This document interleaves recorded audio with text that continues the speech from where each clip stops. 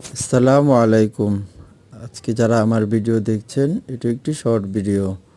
আমি আমার শ্বশুরকে মালয়েশিয়া থেকে আসার সময় আমি এয়ারপোর্ট থেকে নিয়ে আসছিলাম। তখন আমি একটু আগে গিয়েছিলাম এবং এই আজকের ভিডিওটা সেখানের খণ্ড খণ্ড চিত্র।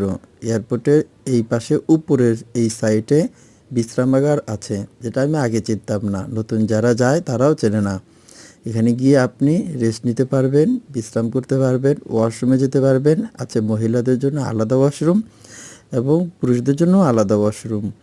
পাশাপাশি এয়ারপোর্টের ভিতরে যে দোকানগুলো আছে সেখান থেকে আমি ফাস্টফুড কিনে খেয়েছিলাম। এত বিশ্রী গন্ধ এবং পুরোপুরি বাসি যে এটা বলার আর অপেক্ষা রাখে না। প্রতিটা কামড়ে বমি আসছিল। আমার শ্বশুর এতদিন পরে মালয়েশিয়া থেকে আসছিল, তিনিও খাচ্ছিল। নিজেকেও খুব অপমানিত মনে হচ্ছিল, লজ্জা লাগছিল যে কাকে কী খাবার এনে দিয়েছি। তবে সসটা ভালো ছিল, যার কারণে কিছুটুকু খেতে পেরেছে। আর এখন যে ভিডিওটা দেখছেন সেটা হলো আমি এতক্ষণ যেটা বললাম যে বিশ্রামাগারের ভিতরে আপনাকে শোয়ার ব্যবস্থা আছে, মহিলাদেরও শোয়ার ব্যবস্থা আছে, নামাজ পড়ার ব্যবস্থা আছে, ওয়াশরুমের ব্যবস্থা আছে। আপনি এখানে রেস্ট নিতে পারবেন, বিশ্রাম